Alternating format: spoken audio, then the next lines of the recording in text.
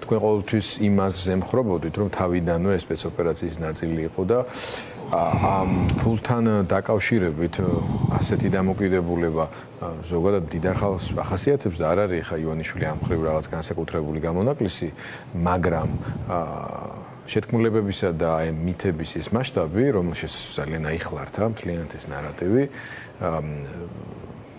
ქმნის გარკვეულ კი არა და სერიოზულ პრობლემებს, იმიტომ რომ ქვეყნის გეოპოლიტიკური კურსის კორექტირების ოფიციალურ წინაპირობათაა გამოცხადებული. რატომ? იმიტომ რომ ირაკლი აღარ დააზუსტა, მაგრამ მათი ვერსია ხო როგორი არის? ამას იყენებენ იმისთვის კი არა რომ ბიზნეს ფული წაართვან, იმისთვის რომ ბიზნესა ეიძულებინათ საქართველოს ჩაეთრიათ ომში და ასე შემდეგ. რა, ანუ 2008 წელს გათვალეს ეს ამბავი, რომ 2022 წელს პუტინის მიერ დაწყებულ ომში, მაგრამ მათი ინტერპრეტაციით დასავლეთის მიერ პროვოცირებულ ომში საქართველოს ყოფილიყო მხარე, ასე ვთქვათ.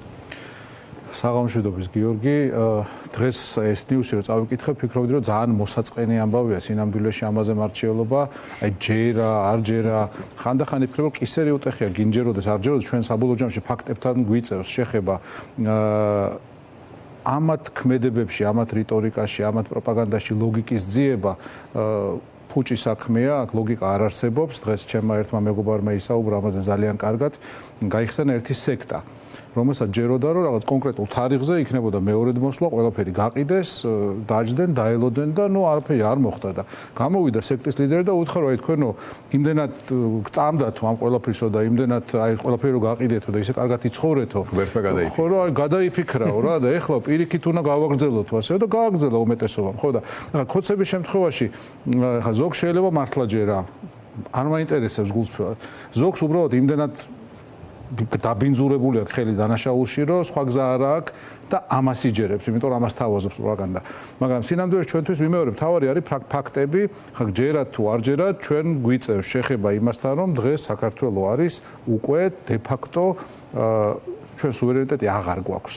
ესეც ცინიზმია, ხო? ანუ სინამდვილეში ლაპარაკობენ იმის დაცვაზე, რაც შეგნებულად დათმეს. დღეს საქართველოს დე ფაქტო აკონტროლებს რუსეთი. ეხლა რაც შეეხება რუსეთის კონტროლს, ამაზეც გვაქვს ხოლმე საუბრები ხშირად, აი ივანიშვილი ვაჭრობს ფულით თუ რა შვება. მოდი გავყოთ ორ დონეზე, ხო? ანუ რუსეთს უნდა კონტროლი ძირითად რაღაცეებზე. ხა ივანიშვილი აქ 10 კაცს დაიჭერს 100 თუ 200 არ აინტერესებს. ან ივანიშვილს 100 მილიონი ექნება თუ 200 მილიონი, ეგეც არ აინტერესებს რუსს. ხო, რუსს უნდა აქაურობაზე კონდეს სტრატეგიული კონტროლი, აქ არ იყოს დასავლური ბაზები, ანუ ჩვენს გეოპოლიტიკურ ვითარებას სრულად აკონტროლებდეს, ამ ტერიტორიას აკონტროლებდეს, საგარეო პოლიტიკას, უსაფრთხოებას და ესეთ საკვანძო თემებს, ხო? დანარჩენ მიკრო თემებში ხა ივანიშვილი მას პალმას გადმორგავს თუ ტიტას გადმორგავს თუ კაკბებს გაუშვებს თავისუფლად ეს არავის არ აინტერესებს, არც რუსებს, არც ჩვენ არ უნდა გვაინტერესებდეს. და საბოლოო ჯამში ჩვენ აი ამ რაღაც სანახაობის მძევლად ვართ ხშირად ქცეული, იმდენად კომიკურია, იმდენად გროტესკულია ეს ყველაფერი და ნუ ცხადია, ცდუნება ძალიან დიდია, რომ ამაზე ვისაუბროთ, ვერ ვიჯერებთ, ხო, რომ როგორ შეიძლება ადამიანი ასეთი იყოს. აი ამ ხელა შესაძლებლობა გქონდეს და ამდენად მცირე თვალსაწიერი გქონდეს, ხო? ანუ რა ვიცი, ეგეთი სიმდიდრის ადამიანები ზოგი მთვარეზე გაფრენას გეგმავს, ზოგი მარსზე გაფრენას, ზოგი ბატისკაპებს აწყობს და ოკეანის სიღრმეებს აღმოაჩენს. აი რას არ აკეთებენ, ხო? ბილ გეიტსმა გადაწყვიტა ლეიკემია დაემარცხებინა. რა ვიცი, ამ ხელა მასშტაბი აქვს, ხო, ადამიანებს და ასეთ რაღაცეებს ეპოტინებიან და ეს კაცი არ ვიცი 2008-ში თუ როდის იყო თვითონ გამოტყდა, ხო, თვითონ მოყვა, რომ იჯდა ჭორვილაში და უყურებდა კავკასიას. არ ვერჩი კავკასიას, მაგრამ ნუ ხა მაინც ძალიან მცირე ტელევიზიას გულისხმობ, ხო? ანუ ძალიან მცირე მასშტაბის და ძალიან ლოკალური თემატიკის მედია საშუალება იყო მაშინ და სამწუხაროდ დღესაც, სამწუხაროდ იმიტომ რომ ერთ-ერთი დარჩენილი კრიტიკული მედიაა, მაგრამ ვიმეორებ, ეს არის ადამიანი, რომელსაც ამდენი შეუძლია, მაგრამ არაფერს არ აკეთებს.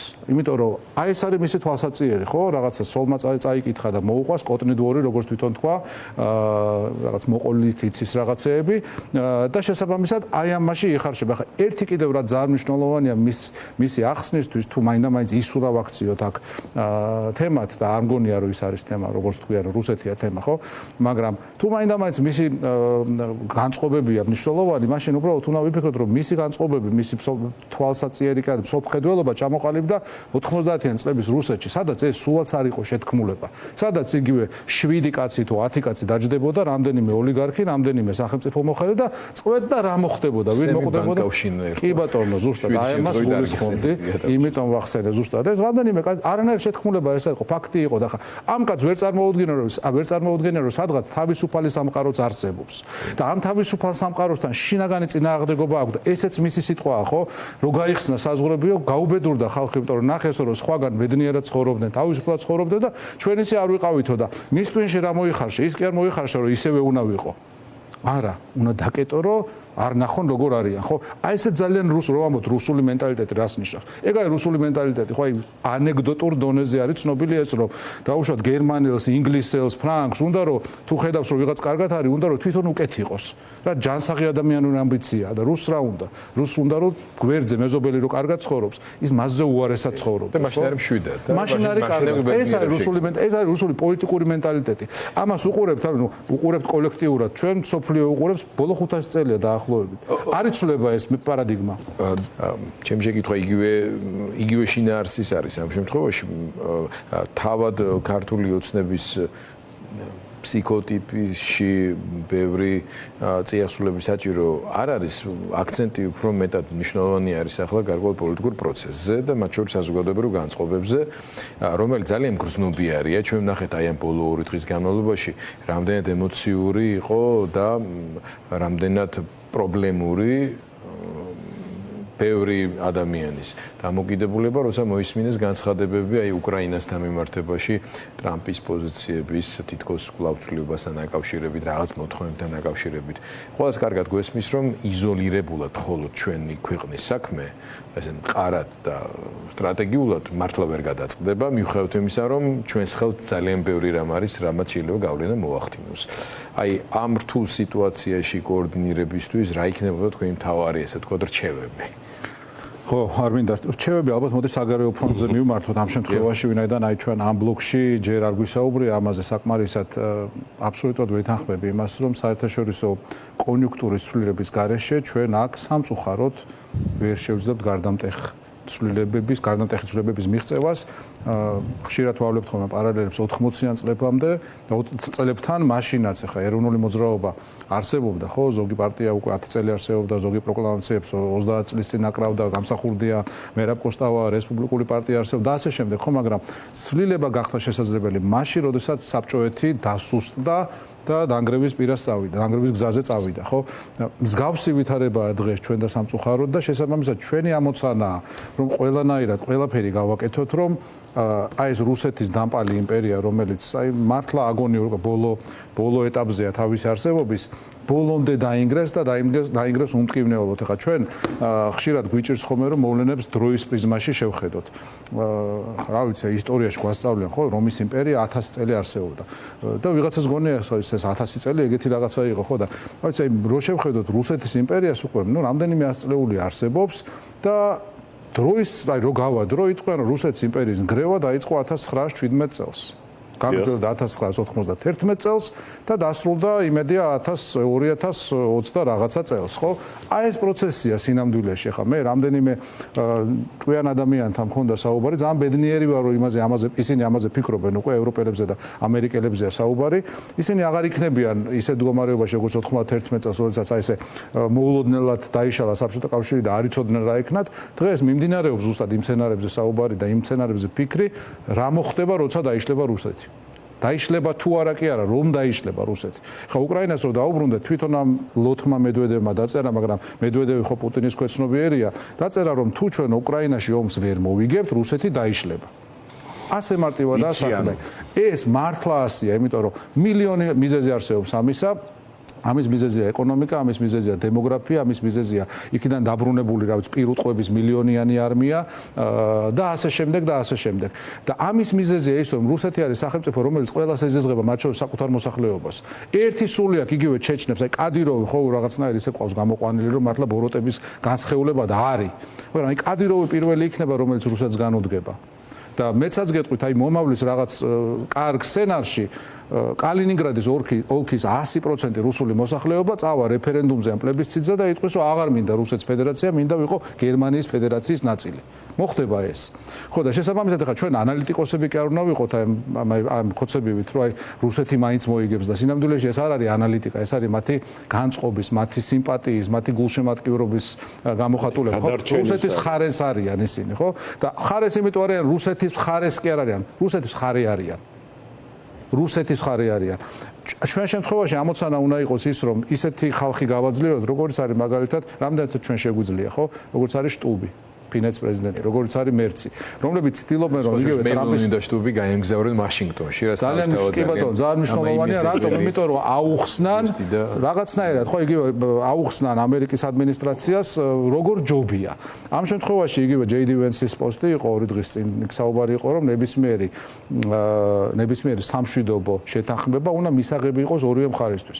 არასწორია. აი ხო ვითომ ბანალობაა, სინამდვილეში არასწორია, იმიტომ რომ შეუძლებელია იცნობდე რუსეთს და დაუშვა რომ არსებობს რაღაცა ტიპის სამშვიდობო კომპრომისი, რომელიც რუსეთთვის მისაღებია. ხო, იმიტომ რუსეთმა ამისთვის მისაღები, ანუ პუტინი ამბობს, რომ უკრაინა არის ხელოვნურად სტალინის მიერ შექმნილი სახელმწიფო, რომელიც არ არსებობდეს, მერე ხრუშჩოვს ბრალდება ეგ ამბავი და ასე შემდეგ და ეს მიდგომა არის. ანუ ის რაც მათ დააკმაყოფილებს არის უკრაინის სრული დესუვერენიზაცია, რომელიც ამ შემთხვევაში მოდის არა მარტო უკრაინელი ხალხის, არამედ თავად ევროპის, რომელიც მაინც დაპროფიტ დამთავრდება, რაც არ უნდა დუსაუბროს. აი რუსეთს რომ მართლა მშვიდობა უნდადეს, ხო, იგი ერთი მხრივ ძალიან დიდი ანალოგიაა საქართველოს შემთხვევასთან, რო გვეუბნებიან რომ დაალაგდით რუსეთთან. რის ხარჯზე უნდა დაალაგდეთ? ანუ საქართველოს რა აქვს დასათმობი რუსეთთან? არაფერი. ერთადერთი რამ გვინდა გაგვანებეთ თავი და კარგად ვიქნებით, ვიძმაკაცოთ. ვითანამშრომლოთ, ვიმეზობლოთ, რაც გინდა ვქნათ, მაგრამ გაგვანებეთ თავი კაცო, დამანებე დამაბრუნე ჩემს სახლში სოხუმში.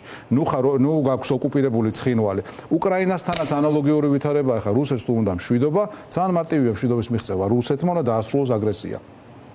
ხო, იმ შემთხვევაში თუ რუსეთი პირობების დაყენებას იწყებს, რომ აი შენ არმია არ ყავდეს, იქ არ შეხვიდე, ეს ტერიტორია დამითმე და ასე შემდეგ. ეს მშვიდობა არ არის. არ არის, ამას უკრაინა ვერ მიიღებს. ამას ევროპა ვერ მიიღებს, ვინაიდან თუნდაც იგივე მერცი ვახსენეთ, ხო ხა მერცმა ყველაზე კარგად იცის თავისი ქვეყნის ისტორია და ძალიან კარგად იცის, რომ ჰიტლერს რო დაუთმეს სუდეტები, რო დაუთმეს რა ქვია ავსტრია და ასე შემდეგ, ხო? ამიტომაც პირველი ევროპელი ლიდერი იყო, რომელიც დაუყოვნებლივ ესაუბრა. კი ბატონო, ამას შედეგი მოყვება ის, რომ კიდევ უფრო ეძდება მადა დიქტატორს და ამ დიქტატორებს ხო აღარანაირი ის აღარ პულსზე აღარ უდევთ ხელი, ხო? ჩვენ გონია რომ რაღაც გაივლი ქუჩაში იმას ნახავ, ამას ნახავ, ტელევიზორს უყურებ. ანუ ისინი ახლა ბუნკერნი იმას ეძახიან, ხო, უკრაინელები. ბუნკერის დიქტატორს, ანუ ბუნკერში მაცხოვრებელი ვირთხა ერთი თვალსაზრისით და ბუნკერს კი მოვლი. ხო, თორე თუნდაც ის გავიხსენოთ, რომ ის 3 დღე ხო სტრატეგიული გათვლა არ იყო, ეს იყო რაც მას უთხრეს, რომ უკრაინაში რო შევალთ დაგხვდებიან. მე ჩუკეებნებოდა კაცო, რომ ყვავილებით დაგხვდებიან, ყვავილებით კი არა.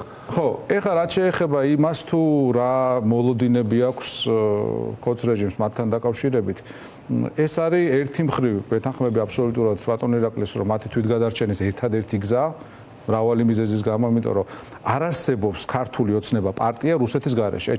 ხوار რუსეთი დაინგრეს, ქართული ოცნება აღარ იარსებებს. აი პირდაპირ ანალოგია იგივე ვიშის საფრანგეთთან, ხო? წარმოიდგინე ახლა გერმანია რო არ ყოფილიყო ნაცისტური, ვიშის საფრანგეთი არ იარსებებდა.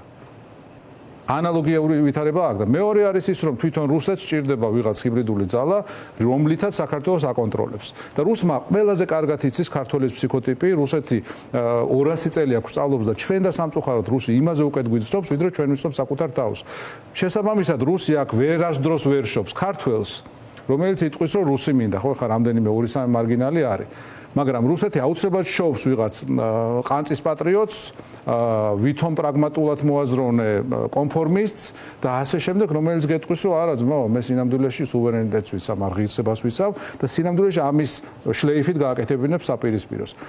ჩვენი ამოცანა, რომ დავასრულოთ, რაც ვკითხეთ, ჩემი აზრით, ხა ძალიან პესიმისტურიც არ მინდა ვიყო, მაგრამ არ ძალიან ოპტიმისტური. რეალისტები. ხო, ჩვენი ამოცანა არის გავძლოთ სანამ უკრაინა და დასავლეთის, სანამ ცივილიზაცია მოიგებს და დაასრულებს ბოროტების იმპერიის ნგრევას.